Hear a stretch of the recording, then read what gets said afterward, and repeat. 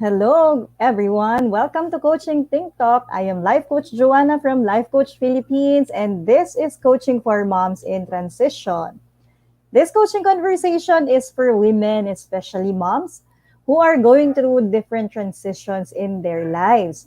And my mission is to help women and moms gain back their confidence and see their value as a person at present so that they can thrive in life and they can stand up courageously to whatever transition they will go through.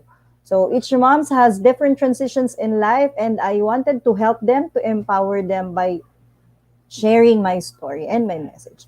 Okay, so good afternoon again. I am coming in live here in Santa Cruz, Laguna. So welcome to another session of Coaching Think Talk, and this is Mom's First in Transition. So thank you for joining me live today, and I want you to leave your digital footprint now by letting us know where you are coming from today. So please do tag a friend who you think might be waiting or wanting to hear this message, no? So that we can also circulate this video and we will be able to reach more individuals. So if you have that friend, fellow moms who really who's been going through postpartum depression, this is my 7th episode, and I'll be talking about path to recovery. So later on, I'll be showing to you the Grow coaching cards because I'll be sharing to you how you'll be able to really start going to that path, to the recovery of that whatever state you are going through at this moment. Okay, so you may also give some shout outs to people you want to greet and reach out and with some inspiring message. So just put them in the chat box, tag them, share this message, no? And I am streaming via FB Live of Life Coach Philippines page, and also in YouTube, no, Coaching AI-Connect. Okay, so if you are new to our platform, please like, follow, and subscribe. Okay, so again, good afternoon to everyone and welcome. So postpartum depression, so I talk about this for for the past weeks, no? Because most of us are not that clinically diagnosed, but we have these symptoms, no, that we feel na meron tayong postpartum depression.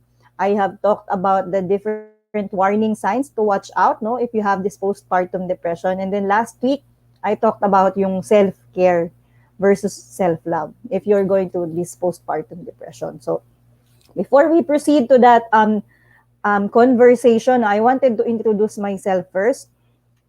Okay, I wanted to introduce as well my fellow coaches who's brave, showing up every day and sharing our different messages through Life Coach Philippines page and also in YouTube. So we show up every day. We are live every 10 a.m. Yan, 2 p.m. and 4 p.m. So these are my fellow coaches. Okay, and I'm very proud, no, to say that I am a part of the Coach A Tribe Speak, or the 6 Steps to Six-Figure Public Speaking Career Program by Master Coach A. I'm a proud scholar, and we just concluded our very successful Samut Summit virtual event. No, it's a 5-minute talk challenge, and truly, no, the 5 minutes is really very powerful. So we are 20 coaches there, and I discussed there the topic about superheroes at home, no? Unleash your 3 supermom powers. So if you want to watch the replay, no, you can just connect with me, or you can go to Life Coach Philippines. We have the link there. You can always see the replay of the 20 coaches who took the challenge for that 5-minute talk. No, I'd like to greet first those who are joining us live. No, hello, Coach Tien. Hello, good afternoon. Thank you for joining me. So again, no, I am also a licensed professional teacher. So, but I actually didn't graduate education. I took up Bachelor of Science in Commerce, major in management. So that's my undergrad. And then when I worked in an exclusive school for boys in Quezon City, I took up professional education in Pamantasan ng Lungsod ng Maynila, and then I took up the LET, and then I passed. No, so I became a full-time faculty in 2012. But when I gave birth to my 2 kids, no, magkasunod kasi yung second and yung third ko, I decided to really let go of my career as a teacher. No, I became a full-time mom. I transitioned on being a career woman to becoming a full-time mom, just staying at home. So there are a lot of things that happened. No, I stopped working for almost 3 years. And then when I decided, no, kasi hindi naman talaga ako sanay nang nasa bahay, but that was my dream. Pangarap ko talaga yun, na maging full-time mom, kasi sabi ko, gusto ko din maging kagaya ko yung nanay ko. Na talagang, she's blind, no? Hindi nakakakita kasi yung aking nanay. And then she took care of us, even if, no, she's a PWD. Napalaki naman niya kami ng maayos, and we were 8 siblings. So before, gusto ko talaga yun, but there came a time in my life that I really wanted to achieve something for myself. So I decided to venture into freelancing. No? But before that, I found my passion in makeup. I became a freelance makeup artist. So I have events. Yan, I do makeup for events such as weddings, graduations, ano pa ba, lahat na kailangan, no, may mga pictorial, yan. I did that, debut. So I did that because that's my passion, no. Even if I'm already working as a freelancer, as a social media manager before, basta may makeup gig yan, no, okay lang sa akin kahit na wala akong tulog, no, because that's my passion and I love doing makeup. I love sharing, no? I sharing my skill. Gusto ko kasi pag naayusan ko yung mga client ko, gusto ko ma-feel nila na they're really, empowered, no? Hindi lang maganda, they're confident when I did do their makeup. Okay, so that's me, no? But the most important thing that I am proud of is that I am a mom. Okay, I have 3 beautiful kids. My eldest is turning 14. And my second is turning 11, and my youngest just turned 9. So I'm a proud mom to these 3 beautiful kids, to all girls. And I also have a share, no, of this feeling of this postpartum depression sessions. No, each birth, each moment, no, lahat ng panganganak is different. So magkakaiba yon. So I have 3 kids. So each of them iba-iba yung journey ko after I gave birth. So I also have my share, though I am not clinically diagnosed, but I had this warning signs. I've experienced these warning signs also.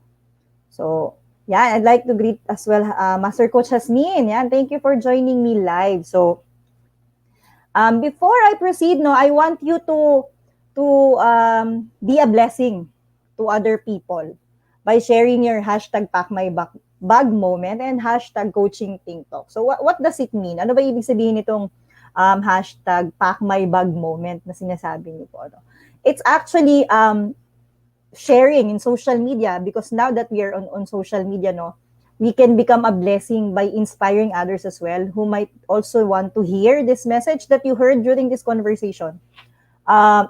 It's either a phrase, no, a quotation, or something that really, it's meant for you. And then just double the learning, share it in social media, share it in your story, share it in your news feed, no? Or just send it on a messenger, no? If ever your friend needs it, no? He or she might be wanting to hear this message that you got from this conversation. So be a blessing, and also double the learning by sharing this hashtag #PackMyBag moment. And don't forget also to use the hashtag Coaching TikTok. Okay? So, postpartum depression, lagi nating nadidinig yan eh. And then sometimes, most women, no, kapag nararamdaman nila na nalulungkot sila, no, they sometimes say na, ay, may postpartum depression kasi ako, kaya ako nagkakaganito. And that's dangerous, no? Self-diagnosis is really a no. So, hindi mo siya masasabi na you're having this postpartum depression kasi baby blues, kasi it really kasi nagkakaroon tayo ng hormonal imbalance kapag nanganganak tayo. Or even when we get pregnant. So, naapektuhan yun. Para din kapag nagkakaroon tayo ng menstruation, monthly, no? Nagkakaroon ng effect yun sa atin. So, we do not self-diagnose, no? If you wanted to learn the 8 warning signs, no, for you to really seek professional help, or to really have to be clinically diagnosed, no, you can watch the replay of my Coaching TikTok, no, that as I did 2 weeks ago, so that you'll be able to really identify if it's really time to seek help, no? And if you're not ready to really seek professional help, you can talk to me, talk to a life coach, no? And just share what you're going through, and let's have a conversation, no? Uh, this is just between you and me, no? Let's talk about what you're going through, and let us help you. Okay, I really identify where you are at the moment. Baka naman hindi kasi postpartum talaga depression, no? And I wanted to repeat that, no? Don't self-diagnose.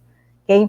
And also postpartum depression is hindi mo yan hindi mo ginusto yan na magkaroon ka ng postpartum depression. So you didn't bring it to yourself. It's a chemical imbalance in your brain, and you're not supposed to really blame yourself for having that. Okay, what you need to do is really, be able to find ano ba yung next step mo so that you'll be able to cope up with this. So today I'll be sharing with you, part 4 of postpartum depression, and I wanted to share you a study. So this study is just this is what I got from some group of doctors who conducted a study about postnatal depression and its associated factors in women from different cultures, so including Asian women. So I just snipped part where the Asians are, where we are part of that culture. So this is from, you can see the website there at the bottom of my screen, no? You can screenshot. So if you wanted to furthermore study about this snippet of what I'm sharing with you, you can go there and then visit. So that was conducted by Iranian Journal, or posted by Iranian Journal of Psychiatry and Behavioral Sciences. So they stated there that there are factors, affecting postpartum depression in Asian countries. So meron daw 5 groups or 5 groups of factors that really affect bakit ba nagkakaroon ng postpartum depression ang isang Asian mom or Asian women, Asian woman. So let's go over it one by one. So this is according to Kleinin and Gordon Arthur of 2009. They showed that the frequency of postpartum depression in Asian countries ranged from 3.5% to 63.22%. So it is noteworthy that Malaysia and Pakistan, so they had respectively the lowest and the highest frequency of occurrences. Yun yung record. Okay, actually, I'm searching also for Philippines, no? Philippines is not really stated there, but since we're part, I might as well share this because I believe, we're also going through these things. So it has been shown that traditional postpartum rituals, kung naniniwala kayo sa pamahiin, meron tayong mga pamahiin, especially here in the Philippines, pag mga bagong panganak and everything, cannot be considered yun daw as a preventive factor. Okay, nor are they always psychological benefit for the new mother. So according to their studies, okay, so what are the 5 factors, okay, that are affecting the postpartum depression in Asian countries? So number 1 factor there is physical or biological factor. Ito daw yung isa sa mga factor na nakakaapekto bakit nagkakaroon ng postpartum depression sa Asian countries. So what are these factors?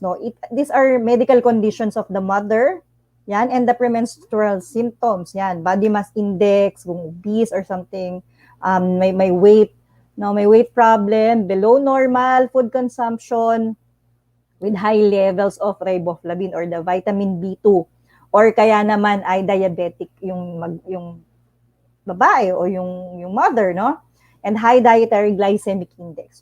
So that's nakakaapekto pala siya sa postpartum depression ng isang babaeng nagdadalang tao, And another factor is psychological. Okay, so it's really a factor, One of the symptoms actually is the depression during the pregnancy. So nung nagbubuntis ka pa lang, you're experiencing depression. Okay?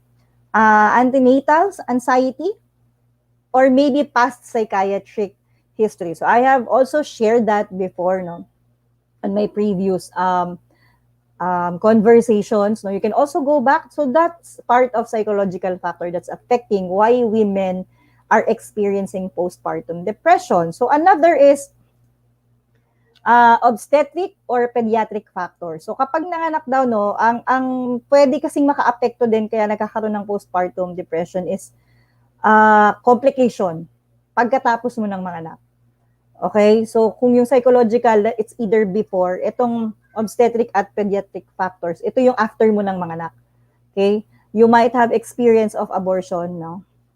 Naka-experience ka na unintentional naman, hindi naman sinasadya that the baby got aborted. And, or you already have a previous loss of a baby. Okay? So, nadala mo pa siya sa next pregnancy mo. Okay? So, it's either din naman, your pregnancy is unplanned. So, it adds to postpartum depression as well. Okay? So, I'd like to greet, hello, Coach Glacy. Thank you for joining me this afternoon. So, fourth factor is socio-demographic factor. So, ano ba tong socio-demographic factor? Ito yung, position mo sa society. Okay? Namely, financial problems. You are not financially stable. Okay? May pinagdadaanan kayong financial problems while you are pregnant. Okay? Or hindi na-nurture ng maayos. You're experiencing hunger in the past month. Okay? Or you are stressed being homemaker. Okay? Stress ka and at the same time, you're pregnant. So, it adds up to postpartum depression as well. Ikaw yung mag-iintindi, no? You're already pregnant. Ikaw pa lahat ng nag-iintindi, no? Maybe you don't have that partner to help you. Or, ikaw lang talaga. Wala ka talagang kasing ibang aasahan. So, that's one of the contributing things about socio-demographic factors. No? And the fifth one is... The fifth factor is about cultural factors. So, ito yung medyo, ito sa study nila eh. Kasi most Asian talaga, ganito talaga ganito yung nangyari sa atin eh. Even I have my share of this one, no? Habits of taking a bath, no? If you have experienced this, no, nung buhay kasi yung lola ko, when I gave birth to my firstborn, buhay pa yung lola ko. So, syempre, pag bagong panganak, bawal ka daw maligo. Okay, bawal ka maligo ng, I think, isang linggo ba? I'm not sure if it's 1 week or 1 month na. Buhay na tubig. When you say buhay na tubig, yung direct from the tap, direct from the gripo, no? Direkta mong kinuha sa gripo. Hindi ka daw pwedeng maligo noon. Kaya bawal ka ding magbasa ng buhok. Yun yung mga cultural factors. No, yung pwedeng bawal kang lumabas, no? Food habits and even being blown by the wind. Yun, I remember one of those experiences that I have. Bawal, kahit nasa loob ako ng bahay, talagang naka pajama ako, naka long sleeves ako. Tapos, pag bawal lumabas talagang, kasi syempre probinsya, dito din ako sa Laguna nung umuwi ako after ko manganak doon sa firstborn ko. Talagang bawal masirenohan. If you know that term masirenohan, yung paghapon na, bawal kang no? Kasi even mahanginan, kasi mapapasma ka daw or mabibenat ka.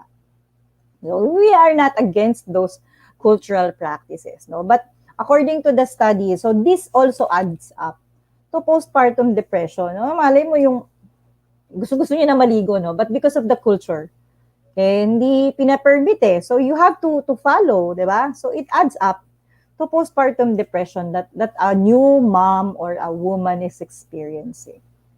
Okay, so knowing all these factors, and you believe na you're going through this postpartum depression, what are the things that you need to do? Or how will you identify na it's time for you to recover? How are you going to start to recover yourself from being from experiencing all these things?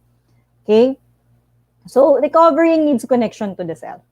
So, as I have mentioned on my previous conversation, it's really important to have self-care because that's where self-love starts. So, it's just a part of self-love. So, you have to reconnect to yourself. it was interrupted because of this postpartum depression that you have experienced, no? That you are experiencing, and you can begin to establish through conscious commitment. Pag sinabing conscious, talagang alam mo that you will cherish, protect, and nurture yourself. Intentional, kumbaga, sabi nga ni Coach Nords. You are intentional that you will commit to cherish, protect, and nurture yourself, your life, and your inner path. So, yun kasi yun eh. Okay? Mismo yung loob mo, kailangan ma-accept mo muna deep within you that you are really ready to recover. Okay? Ready ka na.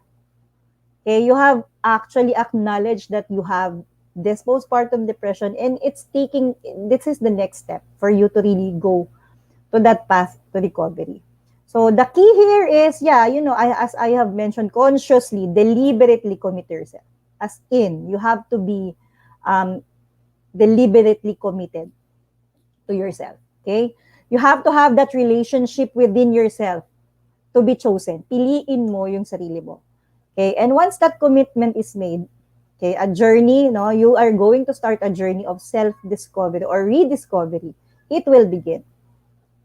Okay, one must know themselves to recover for love to themselves. Okay, and to begin loving yourself, you must begin to remember who you are, and you come into total self-acceptance. Yan, i-accept mo muna, after you have acknowledged na meron kang ganito, you have to accept, ano ba yung mga pinagdaanan ko as a person. Okay, so I always repeat, first get to know yourself well. This is the very first step talaga. So, discovering who you are, clarifying what is it that you need and you want out of life. Okay? And what unique treasures you have to give to life. Okay? To connect with the various dimensions of yourself. The journey to this deep knowledge of self-connection to your innermost self requires nothing but curiosity and attention. So, hindi mo kailangan gumawa ng kahit ano. What you need to do, you do not need to do anything in order to love yourself. You just have to. You only need to be. Okay? Many of us try to do things that we can love ourselves. So, dami natin ginagawang bagay para ipakita natin na mahal natin yung sarili natin. But it is completely misunderstand what true self-love is. Okay? So, you do not need to earn your own love, only to realize it. Okay? You have to realize that you should love yourself. Okay, then all that you will do because you love yourself. Kasi mahal mo yung sarili mo. Na-realize mo, ay, kailangan ko talagang mahalin yung sarili ko. It always starts within you. Okay? Hindi dahil pipiliin mo siya para lang mahalin mo yung sarili mo, but you really choose to do that for your own. Okay? So, if you're still having, may blockages pa din sa iyong moving forward, in really having that very first step to that path to recovery after you did this, after I have mentioned all these things, I'd like to share to you the Grow Coaching cards. So, these are questions that might help you. So, I am inviting you to take a pen and paper, so that you can answer them, or you can take a screenshot while I am showing them on screen. Okay, so, what are the Grow Coaching cards? So, this is an acronym actually.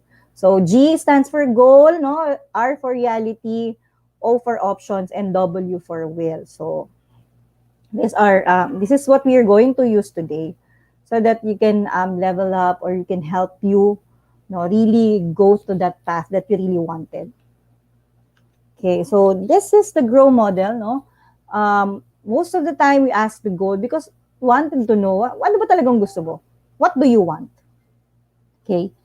And after knowing what you want, nasaan ka ba? Where are you now? What present state do you have? Okay? And then options, ano ba yung pwede mong gawin? And then the will, ano yung gagawin mo? Ano yung next step mo? What will be your next step? So, I'm gonna share to you 4 questions. Make sure to screenshot each of them, so that if you wanted to answer this after this conversation, or if you want to share your answer on the comment section below, you can do so because this is a safe space, There's no judgment here. There's no one to judge you, whatever your answer is. Okay, just feel free to share what you wanted to share if you have seen these questions that I'll be flashing on screen. Okay, so let's start with the goal, no? Ask yourself, no, what do you want to ultimately achieve? Ano yung gusto mo talagang ma-achieve? Pili ka ng isa. Okay? If you are having trouble kung alin doon, no, list down. Kung talagang hindi mo pa ma-identify, ano ba talaga yung gusto mo ma-achieve? You list down top 5 muna. Okay? Ang dami kong gustong ma-achieve eh. Ang dami kong gustong gawin. Ang dami kong goals. No? And just write them down. Write everything down. And then choose the ultimate thing that you want to achieve. Okay? Ano yung pinaka doon sa lahat ng isulat mo? Kasi mahirap yun eh, no? Pagka, there are a lot of things in our mind and nakaka-overwhelm siya. Okay, so you have to write it down. I write it down as well. Ganun, when I feel overwhelmed, no? Before I became a life coach, I used to be like that. And sometimes I just cry. Kasi sabi ko, ang dami kong gustong gawin, but I am not really sure ano ba talaga yung ultimate goal ko. Okay? Ano ba yung gusto ko talagang ma-achieve muna? Okay? Isa lang. Just like this picture, no? Isa lang muna. Pili ka lang ng isa. So, make sure to screenshot this question or write down, no? Mas maganda yung sinusulat din natin para if you're like me that when you write down, you also memorize the question. No? You can write it down on a piece of paper and then answer it later. Okay, so what do you want to ultimately achieve at this very moment? Okay, ano yung goal mo? Okay, and then next is reality. Okay, so this was really connecting to me, no? Especially this is what I talked about last Saturday. I mean, in the Samot Summit last Wednesday, no, when I shared my 5-minute talk. So I wanted to ask you as well, as a mom, no, bilang isang nanay, bilang isang babae that going through this postpartum depression. What's your greatest superpower that's created success in other areas of your life? In other areas of your life, ano yung isa sa mga greatest superpower mo? That you became successful. Yun yung ginamit mo, kaya ka naging successful. Ano yun? So you write it down. Okay? Hindi ibig sabihin na superpower na yung naging invisible or something. But, you know, just being, what are the skills, no, that you have? What tools did you use? For example, what are the techniques or the strategies that you're able to really use? So those are considered as well as superpower. Ano ba yung mga ano yung greatest na talagang sa tingin mo, uy, naging successful ako dito. Okay, naging successful ka in letting your kids sleep, no? Nakatulog ng maayos, so nakapaglaba ka. Anong ginamit mong superpower doon? Okay, ano yung superpower mo? Bakit nakapagluto ka ng maaga, no? Nakatapos ka ng trabaho mo and you were able to really finish all the things that you need to do for the day. Okay? Or hindi, kung doon naman, no, if you're a working mom like me, ano yung ginawa mo para matapos mo? For example, yung task mo is a work, no? What's your greatest superpower that you use para, you know, yung mga task mo, yung mga goals that you need to achieve for this week, really became successful. No, nagawa mo siya at the end of the week. Okay, so yan. So we are super moms. So that's memorable for me. And also if you want to hear that, no, the replay, you can always connect to us so that you can hear the replay of what we talked about in the Samot Summit. Okay, so letter O. Now that you have identified your ultimate goal, no, and you have identified as well yung superpower mo na naging successful ka doon sa other areas of your life, what's the one smallest action naman that you can take for the biggest impact to achieve your ultimate goal? So, kung nakikita nyo dyan, no, picture ng paa ng baby, and it's so cute. So ano yun? Ano yung isang maliit na bagay na pwede mong gawin ngayon that would create a big impact or the biggest impact to achieve your goal? No? It only takes a single step. Isa lang. Okay? I always say that the first step is always the hardest, especially when you're taking your journey, no, to path to recovery. But as long as you do the very first step, no, you have moved forward. And that's already an achievement. Okay? So what's that one smallest action? Ano yung pinakamaliit na yon pero matindi yung magiging impact nun sa goal na gusto mong ma-achieve now that you are going through this path to recovery? Okay?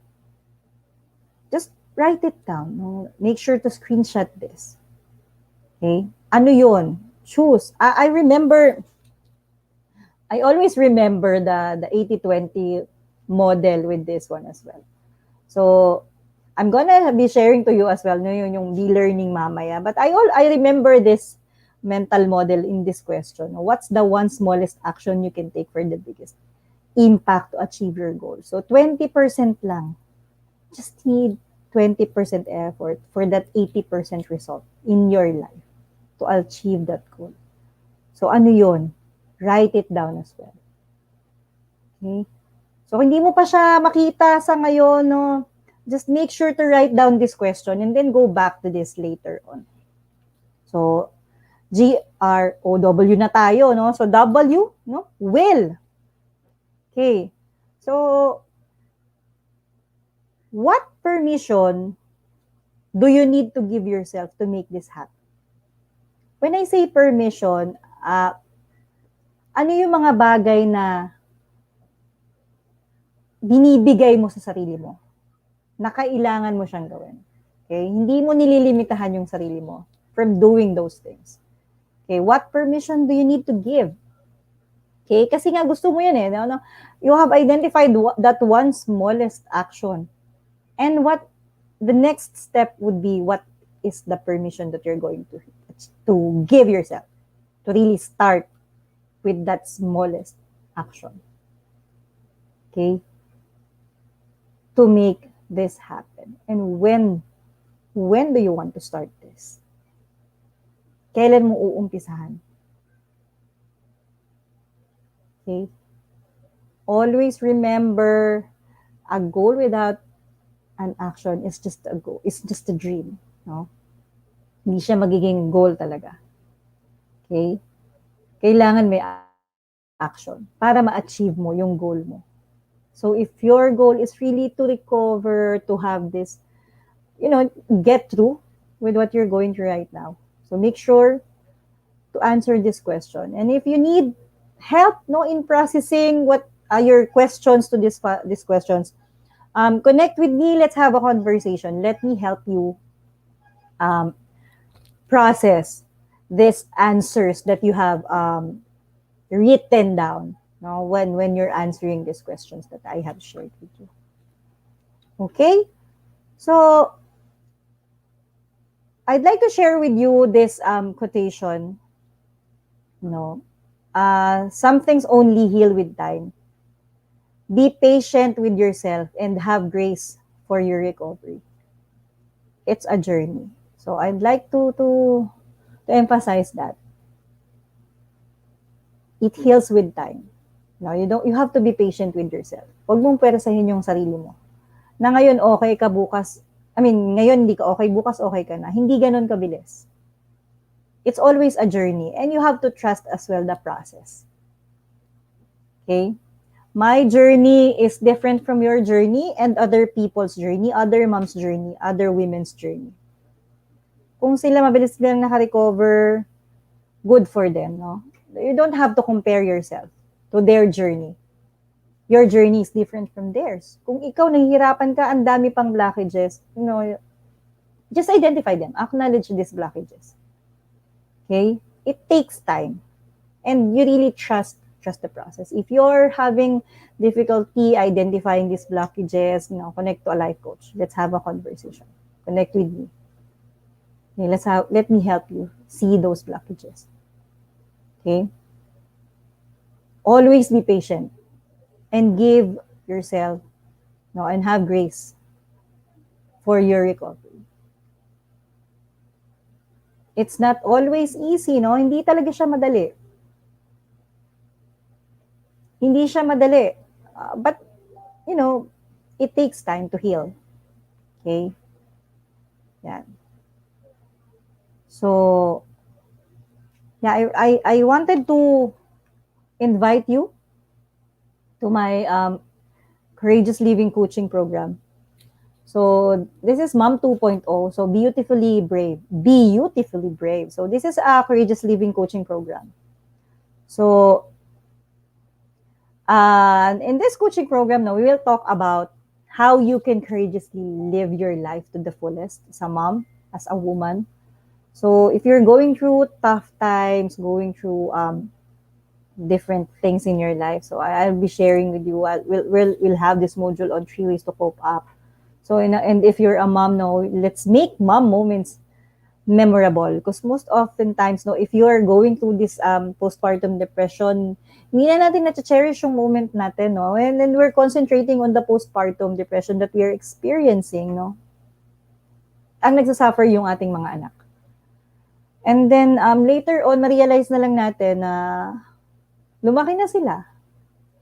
Hindi na natin pwedeng ibalik yung time So, I'd like to help you, by joining my Courageous Living Coaching Program. So, even if you're going through this postpartum depression, let's make our mom moments memorable by having as well the gratitude exercises.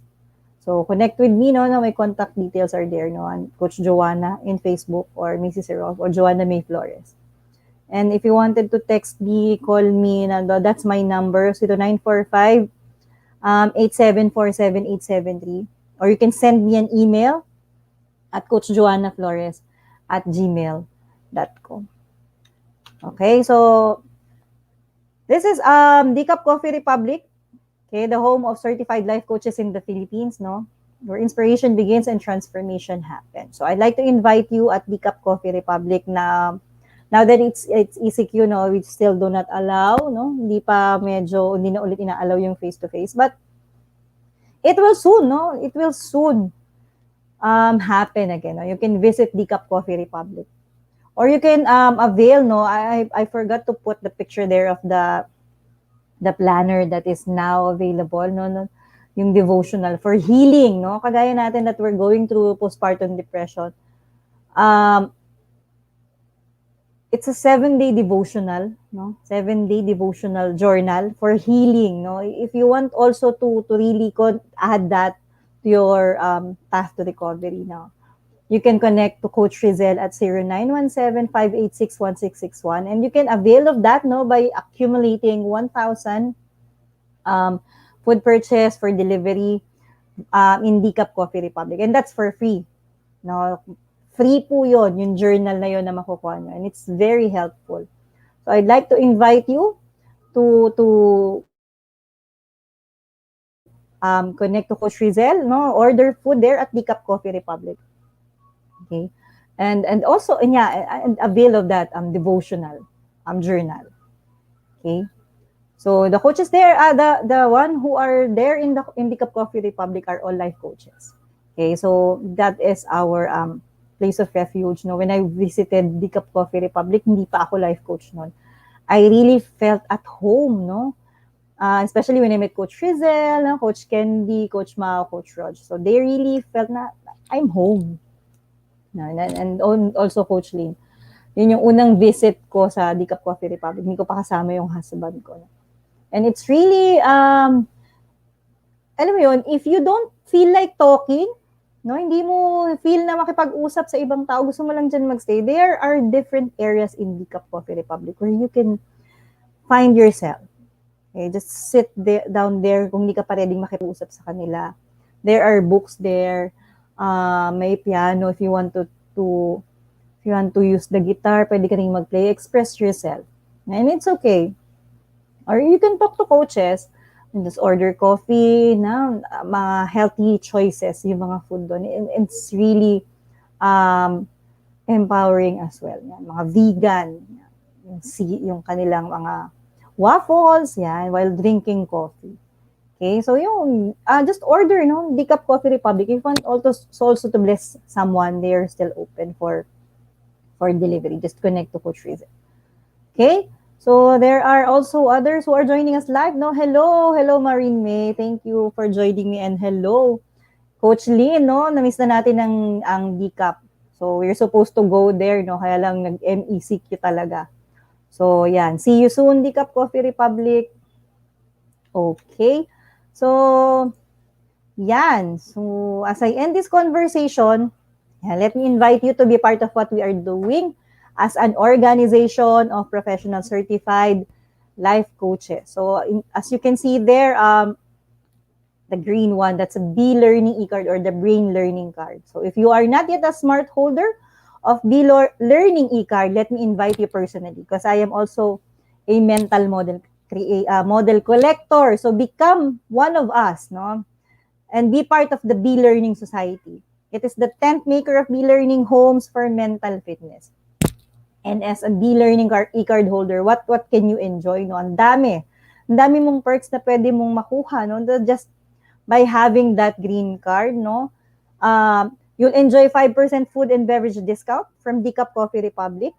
Yan, full pass or full access pass to the live monthly mental model masterclass by Master Coach A. Okay, so pang ano na ngayon, 4th month. So hello to my fellow bronze badge holder, no, ng mental model collector. So pang 4th month na, no? Ngayong August. So if you are new, no, to the concept of mental model, kung ngayon nyo lang po nadinig ito, no, I'm gonna explain it to you. But first, there's another plus, no? Meron pang bonus na isa kapag ka nag-avail po kayo nitong B-Learning e-card. So the other one is you get 90-minute free coaching session with senior coaches from Life Coach Philippines. So yun na, may 5% discount ka na, naka-attend ka ng masterclass, meron ka pang 90-minute free coaching session. If you do not understand, no, kung ano yung mayroon mga hindi ka masyado naintindihan in the masterclass, you have that 90-minute free coaching session. So avail of that. Okay, so what is a mental model? A mental model is an explanation of how something works, and it is a concept framework or worldview that you carry around in your mind to help you interpret the world. Bakit pa tayo nagbe-behave ng ganito? Bakit ba ganito yung approach ko sa situation na to? Okay?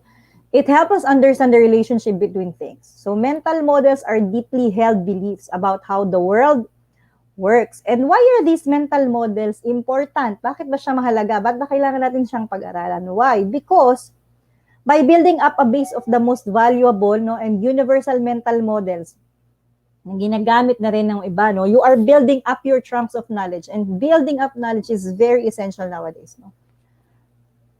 Kailangan mo mag-build ng knowledge. Okay? So that you can use it for the rest of your life. Magagamit mo yan. As long as you live, you can use those mental models, and it's not applicable to just one area. Okay? These are critical category of knowledge that gets more relevant over time. Ang dami mo sa kanyang pwedeng applyan, no? Across a wide array of different domains. Hindi lang isang area of your life. Okay? So I'd like to invite you on the next Mental Model Masterclass, and that will be on August 21 at 7 p.m.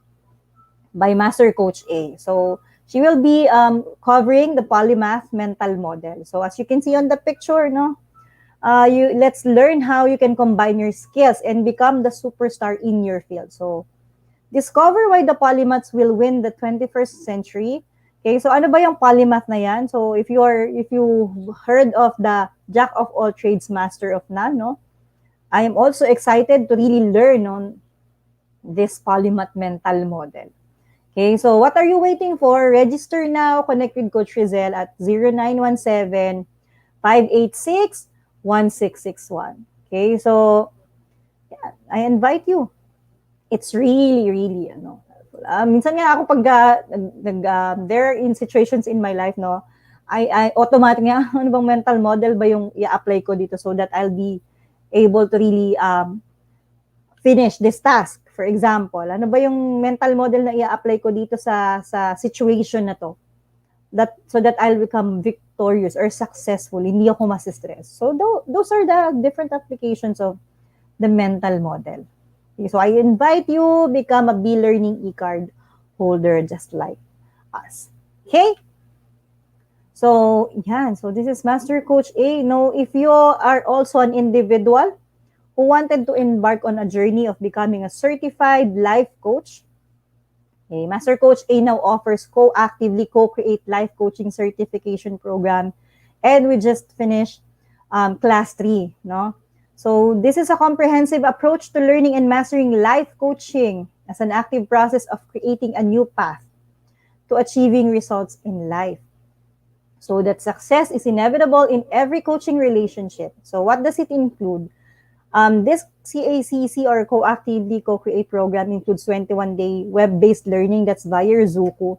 So you can access that online. No? And it also includes camp with Master Coach A. Okay, so that the schedule is also there. Yan, so ang 3-day next bootcamp niya is August 28, September 4 and 11. Okay? And also, no, you will also have the 3-day live business bootcamp with senior coaching team. Okay, so this CACC life coaching program package also comes with many other bonuses.